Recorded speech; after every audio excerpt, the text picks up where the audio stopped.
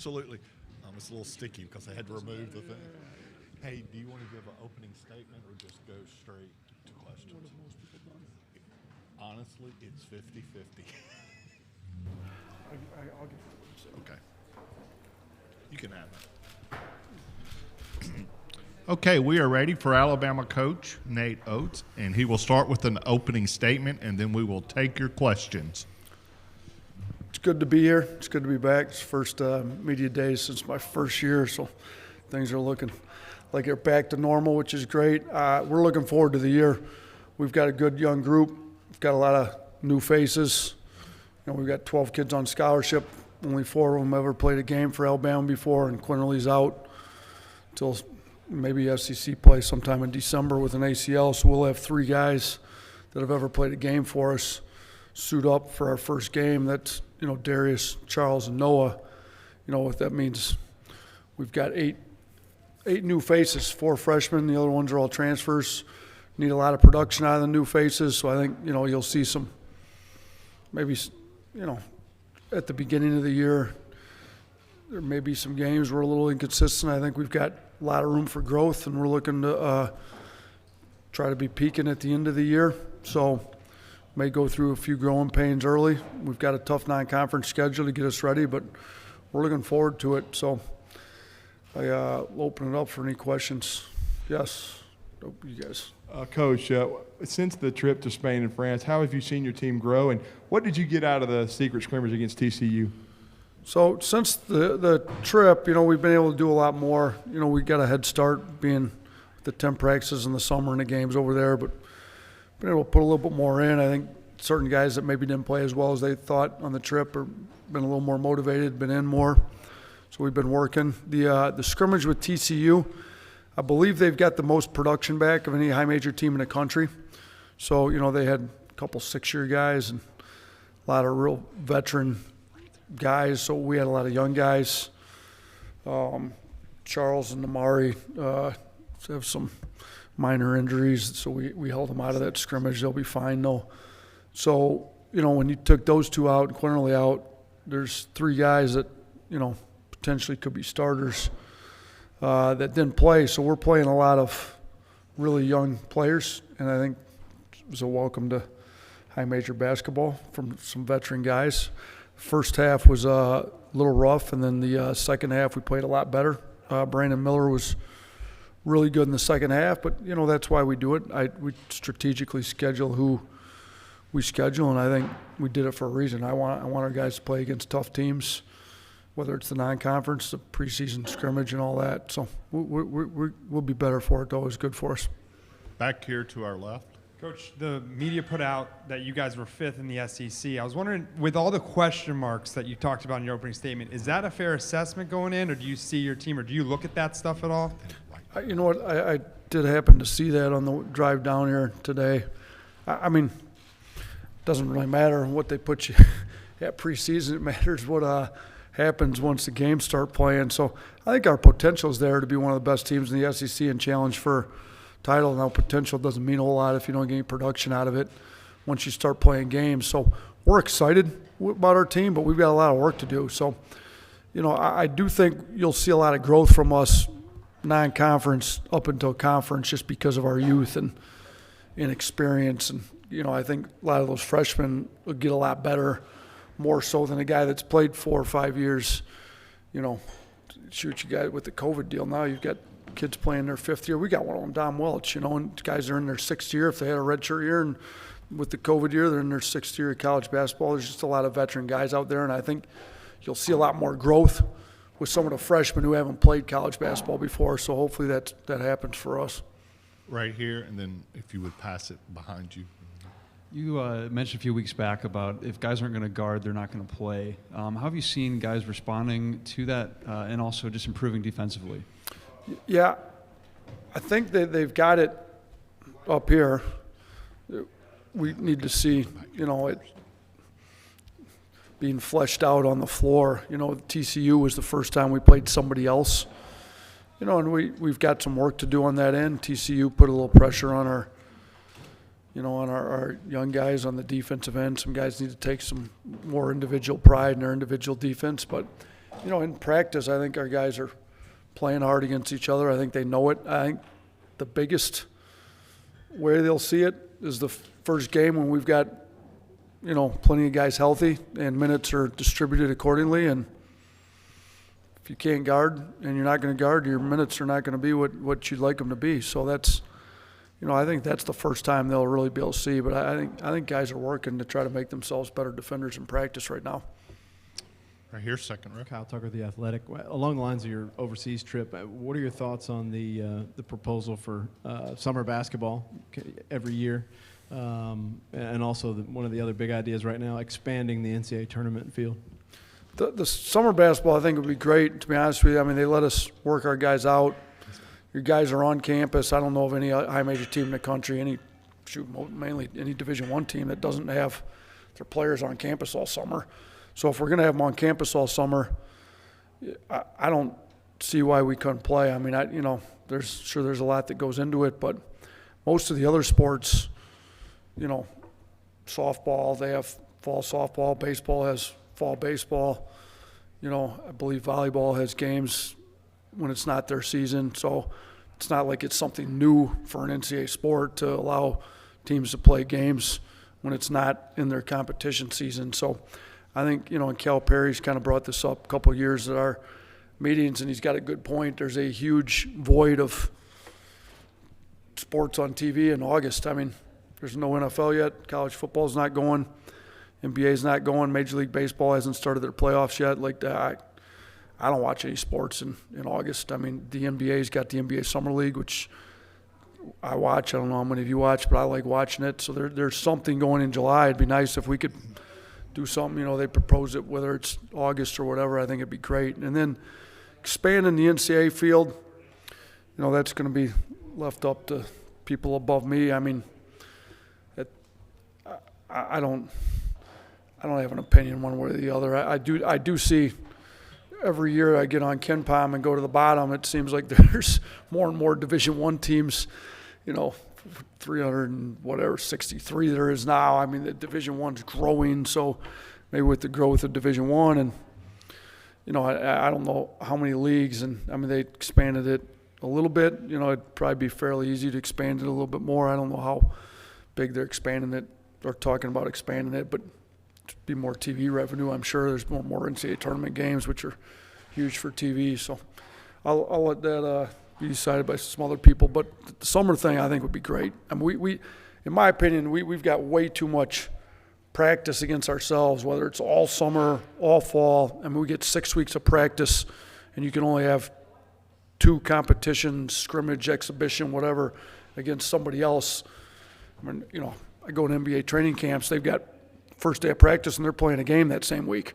I mean, it's, I'm not sure you need 6 weeks of practice with only 2 exhibition or scrimmages in there. So I wouldn't be opposed to play some more exhibition scrimmage, just play other teams rather than just being against yourself all the time in the off season. We're going to go to the back. Hey, Coach Taylor Kaufman with CBS 42 out of Birmingham. Your team had some really good big wins during last season, but the postseason really didn't pan out the way anybody thought it would for Alabama. How much of a chip on their shoulder do you think that your returning players have after last season? I mean, they should have a big chip on their shoulder. We proved we could play with the best in the country. We played 3 of previous year's Final Four teams and went 3-0, beat Gonzaga, Baylor, and Houston, and but we had some inconsistencies about us.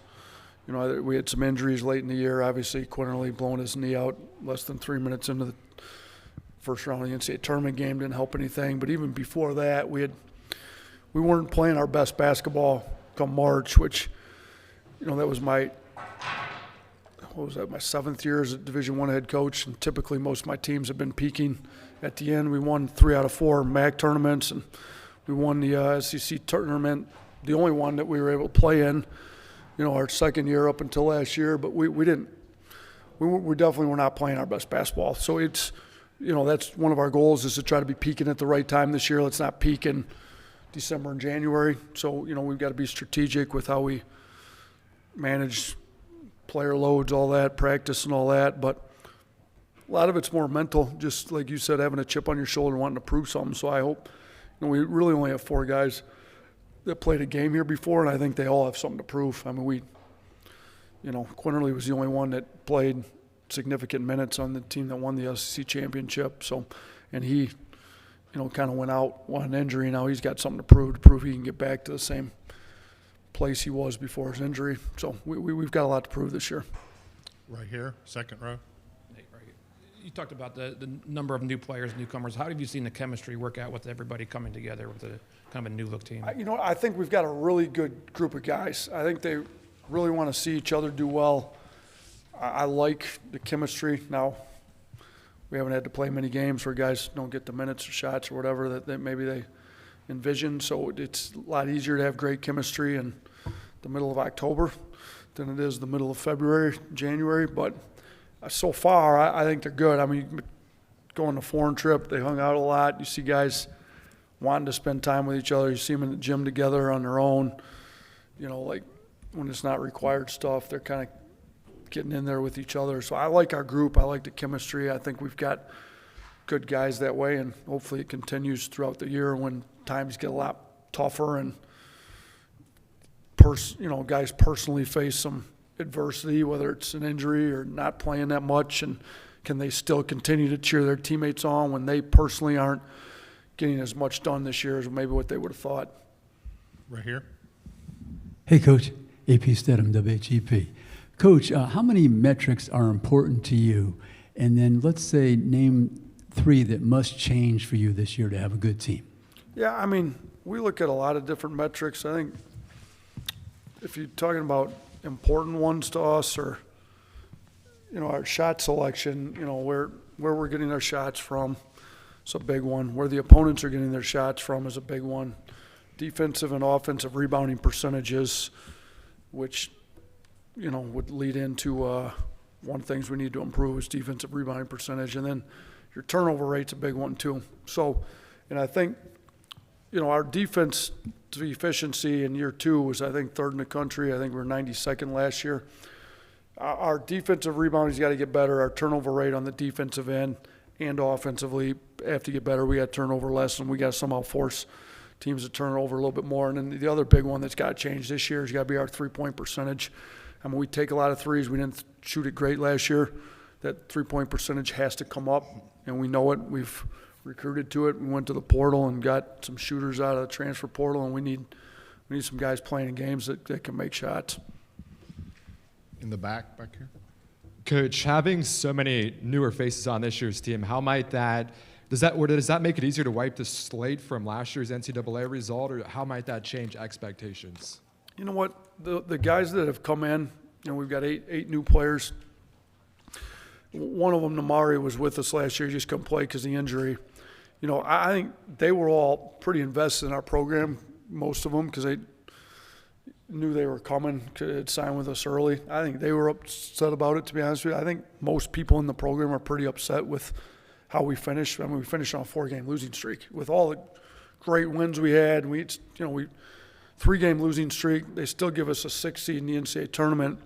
Then we lose in the first round. We end on a 4-game losing streak. So it's not the way we anticipated finishing the year. I think everybody's got a little bit of a sour taste in their mouth, including the new guys. So there hasn't been a ton of talk because, but guys know that there's certain things that had to change. Stuff in the culture had to change, and I think the returners have made that clear.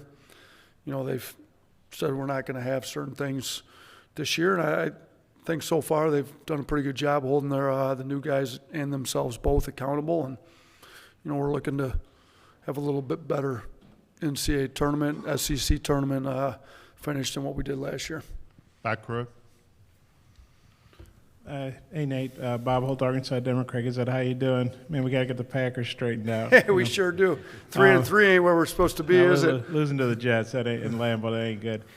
Hey, I know you were in on Nick Smith, and he decided to stay on and play for Arkansas. What do you think of him as a player? What could he do for Arkansas, and just how big an impact he could have for them? I mean, he's a really good player. Yeah, we recruited him hard, and he ended up going to Arkansas, staying home and going there. So I watched him play a lot. He played with Brandon Miller on the same AU team, so I we ended up getting Brandon, who's a real special player himself. But, Nick's a big guard with a lot of talent, a lot of ability. I mean, somebody I think told me today they saw some draft report where he's projected to be the third pick in the draft. Possibly, I mean, NBA's looking for big guards that can do what he does, and I think he's going to be an impact player in our league. I saw it predicted to be first team All SEC. He's got that type of talent, and and Arkansas is loaded. It's going to be, I'm not sure whether they're going to play him on ball, off ball, whatever, but he can do both. He can score it, he can distribute, but yeah, I think he's one of the better freshmen in the country. I think he'll prove that as he goes through SEC play. Over here to your right. Hey, Nate. Johnny Condon, ABC 3340 in Birmingham. You talked about your past teams kind of peaking at the end of the year. How much do you feel the strength of schedule last year, number one strength of schedule in the nation, helped compound to that poor finish? And will that change your philosophy going forward? No, I don't think it had anything to do with it, to be honest with you. I think if you don't, we played tough teams when I was at Buffalo. You had to play tough teams. You had to go get bought at that level, go on the road and essentially get paid to get beat. So if you can kind of go through that and still be peaking at the end, there's no reason. I mean, our tough non-conference schedule, we're still got a lot of home games, a lot more home games than I ever was able to play at Buffalo. So I think more was just a mindset of bringing it every game, not feeling yourself after a big, you beat Gonzaga, everybody thinks they got everything figured out. Then you don't play as poorly, you get a tough win against a good Houston team. We were up and down, we get ourselves peaked, beat Baylor. We had a little bit of complacency after some of those big wins. I don't think playing a few tough teams, because if you look at our non-conference schedule is really tough again, but it's not every single game. I mean, we've got teams that we should win, that we've kind of bought, paid to come to, what you do at a high major level. And I think but you've got to bring it in those games. You got to bring it in every game. I mean, there's teams in our league that last year lost some bye games. Sure, we did it here. My first game ever, we lost to Penn. So I think you got to get a mentality with your group that you got to bring it every night. And I don't think playing some tough games in the non-conference, to me, it's not like you get X number of bullets to use up and you use them up. But no, you should be getting better. You don't get X number of bullets. You get what you deserve every night out.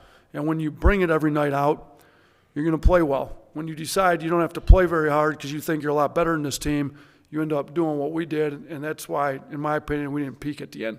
So I got to do a better job as a head coach of making sure complacency doesn't enter when we do have a good win. It's a lot harder to handle success sometimes than it is to handle failure. You can get their attention after they get beat. Can you still get their attention and get them to practice as hard as they need to and stay focused after big wins like we had last year? I didn't do a good enough job doing that, and we got to do a better job as a program of doing that this year, I think. Okay, thank you, Coach. All right, thanks.